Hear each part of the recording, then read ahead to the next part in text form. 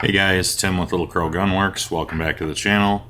Today we are going to talk about my bullet seating process. I'll show you guys a little video clip on that, and then I'm going to take you out to the farm and show you what I did to break this barrel in, and go into my barrel cleaning process and basically everything I do in the first 100 rounds to get ready for ladder testing.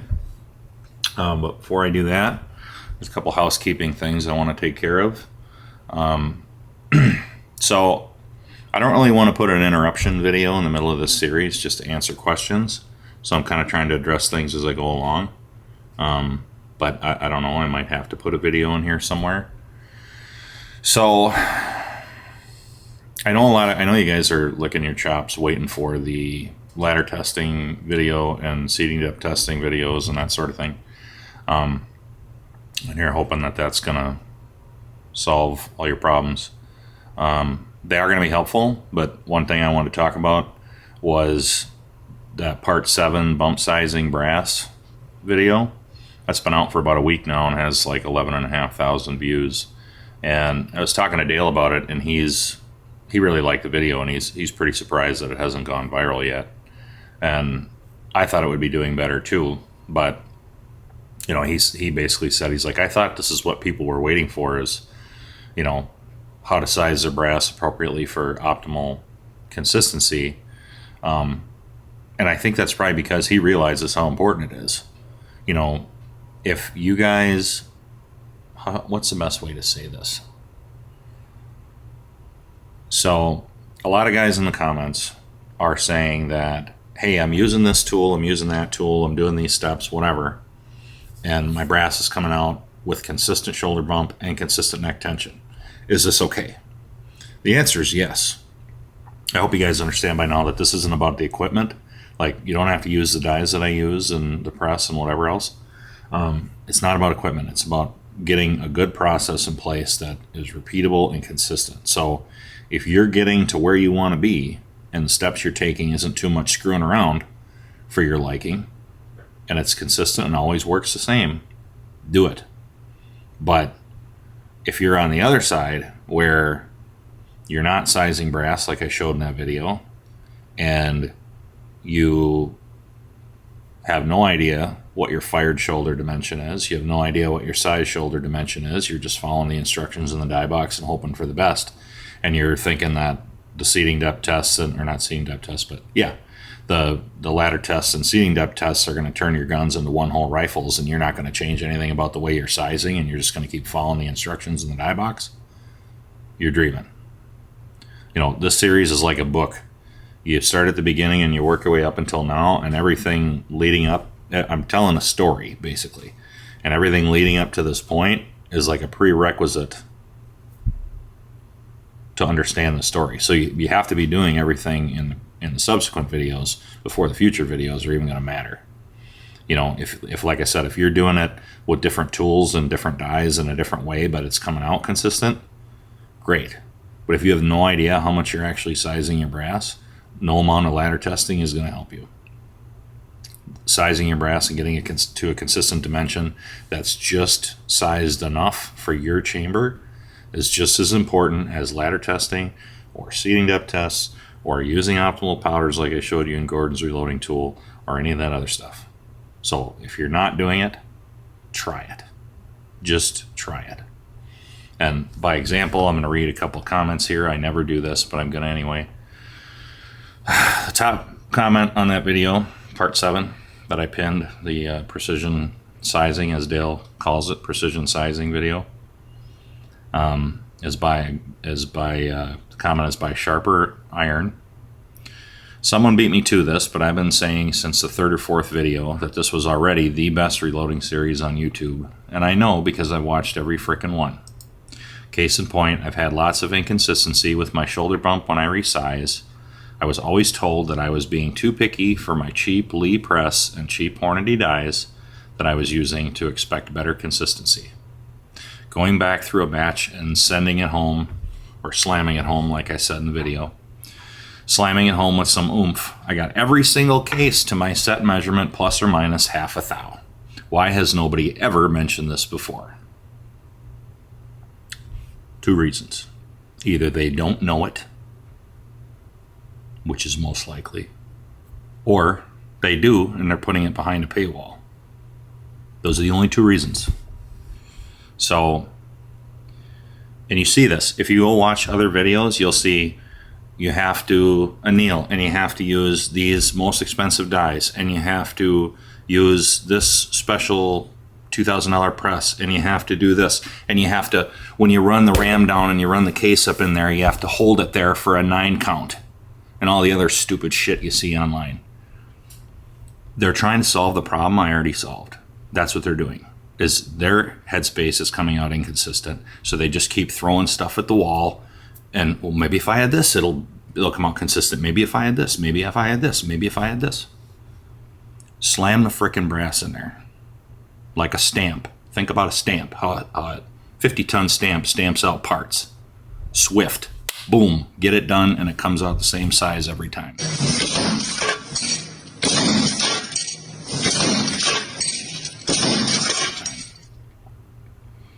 So, you know, you guys can do what you want, but adding this step, slamming the brass in there, measuring to the shoulder with a headspace gauge, that is the best way you're going to get consistent sizing on your brass. What else do we have here? Here's another one. Finally, the demonstrated answer as to why I was getting inconsistent measurements on my bump sizing. Headspace. Thank you. So, I don't know what else to say. If you're not incorporating it, do it. Now I'm going to take you into, that's it for the bitching.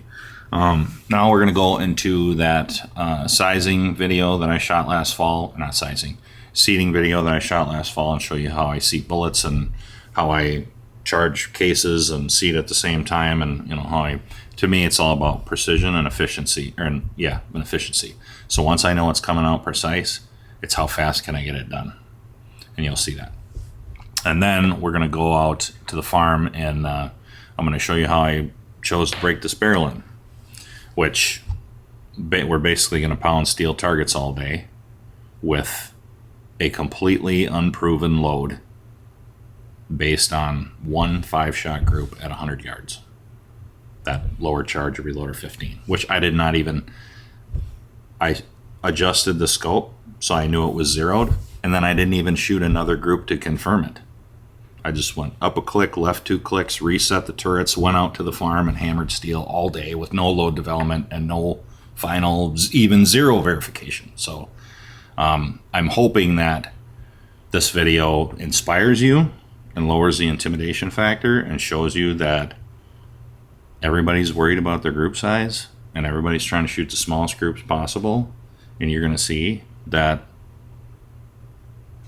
it's not as important as you're being led to believe. Yes, we all want it to be small and consistent, but you can still do amazing things with even a decent load. So I'm hoping this inspires you guys to get out and shoot and not spend all your time at 100 yards. Get out and use your equipment and practice and all that. So, all right, so now we'll take you to the bench and then we'll go to the farm and hammer some steel. All right, now that we know what powder and charge weight we're going to shoot at long range based on what we tested at 100 yards. That lowest charge weight of reloader 15 shot the best. The middle one was erratic and the top one was too hot, so I didn't bother shooting it. We also got some good information on IMR 4064 and IMR 4895 and about how that's shooting and what velocities it's at, and that helps me calibrate on Gordon's where I was at as far as pressure.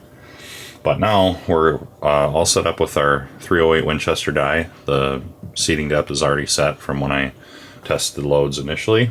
We're just going to throw some charge weights here. I'll show you that process and how the scale works and run through a little bit of that. So I already have the scale calibrated. So when you put different powder in there, you can calibrate the scale through the app. And it basically figures out how fast the powder comes out of each size tube and tells the system at what rate to dispense everything. So we'll go to our charge weight. We'll put in our charge weight that we're going to use to load up the rest of these. And we'll get rolling here. Make sure I got the right number. Yep, I do. Okay.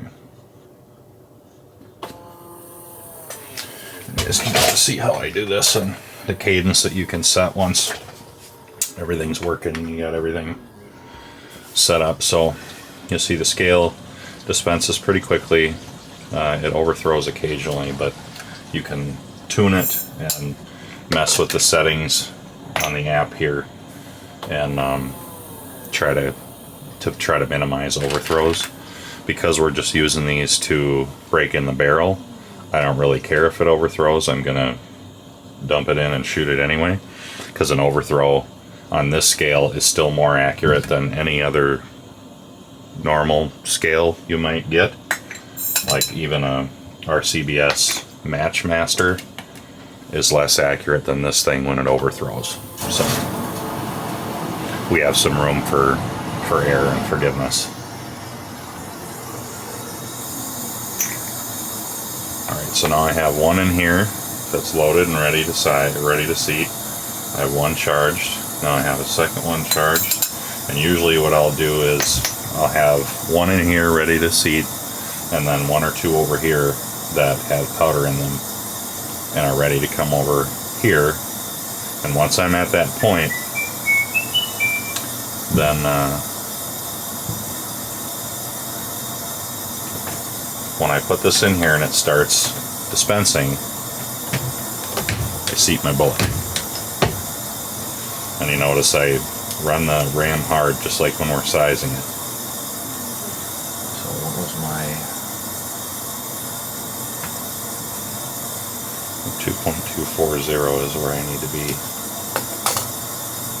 And then these 10 were bullets, or were cases that I pulled the bullets, so I'm going to put those bullet down, so I know that those are the ones that have weird neck tension, and I'll shoot those first at the closest targets where it's going to matter the least.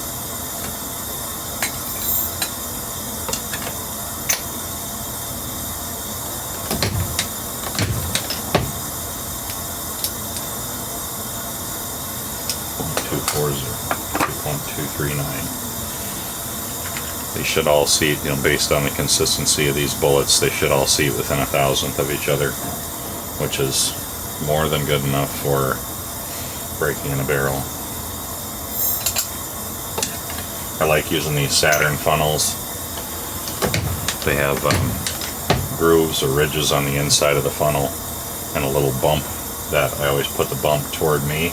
That kind of helps keep the powder from clogging in the funnel, so you're not sitting there doing tap, tap, tap stuff that you have to do with most other funnels. If you dump the powder on that bump, you don't have to tap the funnel at all. You can just, it will agitate the powder enough that it goes down in the case without you needing to mess with the funnel. And usually for stuff like this, when I'm doing big volume, I'll measure the first 4 or 5 and make sure the seating depth's consistent, and then I don't measure any of the rest of them. I just load.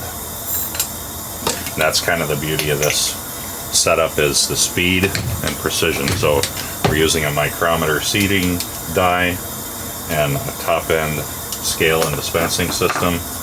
Once you know it's calibrated and things are coming out the way they're supposed to, measuring every single cartridge is a waste of time. It's redundant. It's not a good use of your time. Don't do it. Buy good equipment, and then you don't have to chase it around. Follow my process like I showed you. Seat the bullets firmly. You're not going to hurt anything. When you seat them hard like that and fast, I told you the bullet goes into the case quickly. We get it up to the top of the die, slams into the stop, and that's it. There's nowhere for it to go. We've overridden all that neck tension, got the bullet to where it's supposed to be, and it stopped, and it comes out within 1,000th every time. That's what we want. Consistent ammo. But you have to seat it consistently too.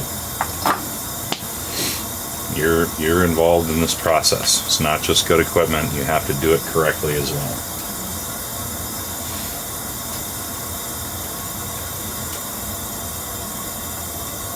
And right now the scale is, I would say it's tuned down a little bit. I could probably mess with the settings and get it going a little bit faster to where I'm not really waiting for it. But then when you do that, it's more likely to overthrow. As you can see, this process is pretty quick with this setup. So I'm waiting a little bit, but it hasn't overthrown anything yet.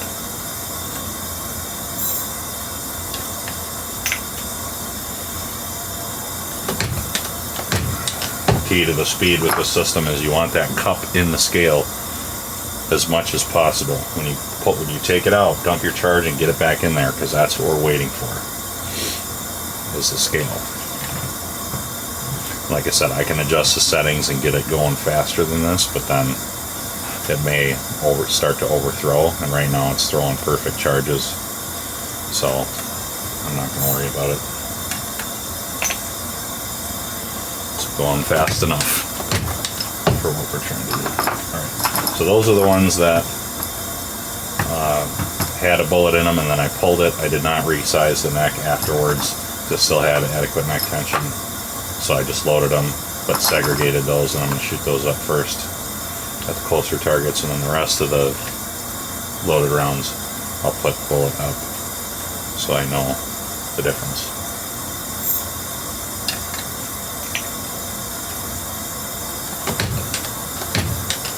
Again, I like using these Stalwart reloading blocks, as I understand it. I just learned that the owner passed away, so these are no longer in production. You guys that are going to be looking for some may not be able to find them.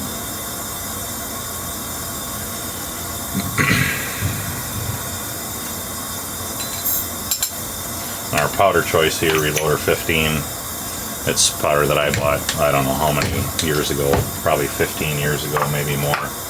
And with Alliance lack of ability to maintain a decent supply chain, I've decided to phase out all Alliant powders, so this is a good situation for me to burn up old inventory. It's breaking in a barrel where the powder is obsolete to me, so I'm going to burn it up and get rid of it, and then I'm done buying that powder. Or any Alliant powder for that matter. They're not interested in providing us the stuff we need. I'm not interested in supporting them. So that's how that works. Pretty simple. You can see once my screen times out, this thing will keep running. As long as the phone is within Bluetooth distance of the scale, it will keep running. You don't have to keep your phone awake.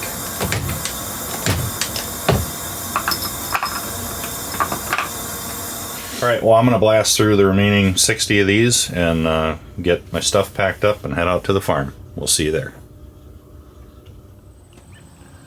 Alright, now we're out at the farm with the 308. I'm going to do the barrel break-in, to shoot some targets, have a little fun. I painted all the targets we had out here currently set up, and of course all the closer ones. As soon as I painted them, the beef cattle decided to walk over and lay right amongst the targets and rub into them and get a bunch of mud on them and knock them over. So we got to start a little farther, so we're going to be starting at the 640 yard target, which is fine. And got a pretty decent day today, what, 50 degrees, kind of full sun. There's a few clouds, but not much of anything. Wind is very switchy. It's kind of going from 4 o'clock, coming from 4 o'clock to 9 o'clock, and kind of everywhere in between. So it's going to be a pretty rough day for a 308, but anyway, we'll make the best of it. So we'll start at 640. I think I'll do 5-shot groups for the most part, and just see how this ammo is shooting. And anyway, we'll get some good data on how consistent the rifle is anyway in the setup. We're going to be shooting everything off of our Thoroughfare ultralight carbon fiber tripod for the duration of the project. But we'll get started at 640 and see how we do.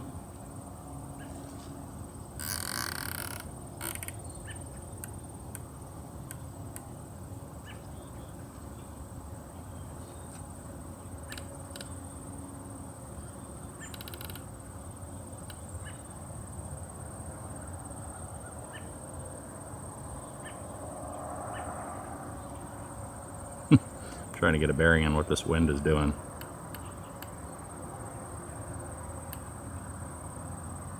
I just have to heave one out there and find out.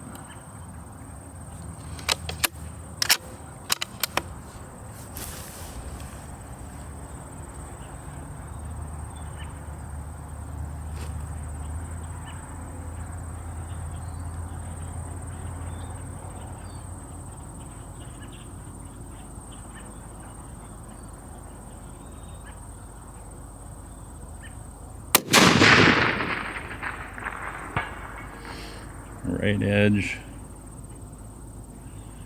is favoring into the wind a little too much.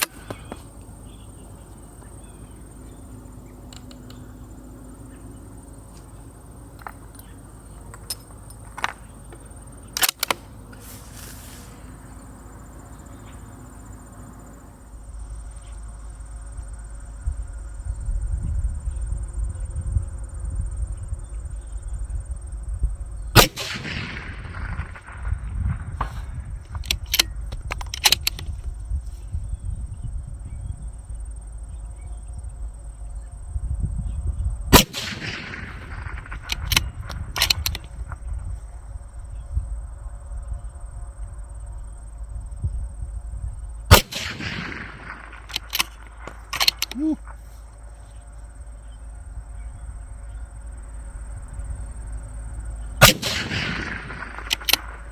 One more out there to make it a 5-shot group after our first adjustment.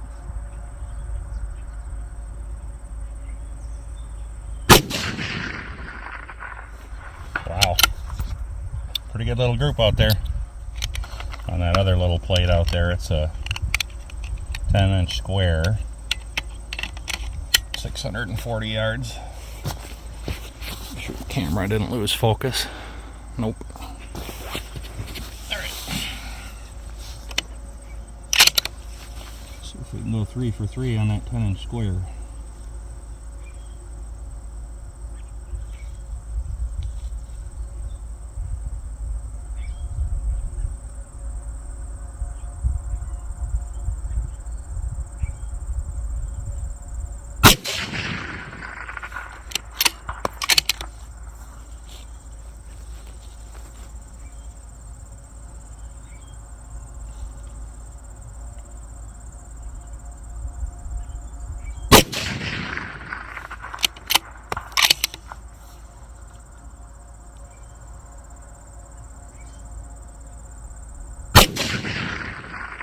Oh, almost dropped it out the bottom. You remember at 100 yards when we shot this ammo, it was doing like, we only shot one group. Remember it piled 4 together in a little tiny cluster, and then it spit one out. So we're going to see that now and then when we're shooting groups. It's going to do the same thing at distance. That whatever it does at 100 is going to translate at distance. So it's going to pound a tight little group, and then all of a sudden it's going to spit one out a little ways. That's not the end of the world, but just expect that. If it did it at 100, it's going to do it here.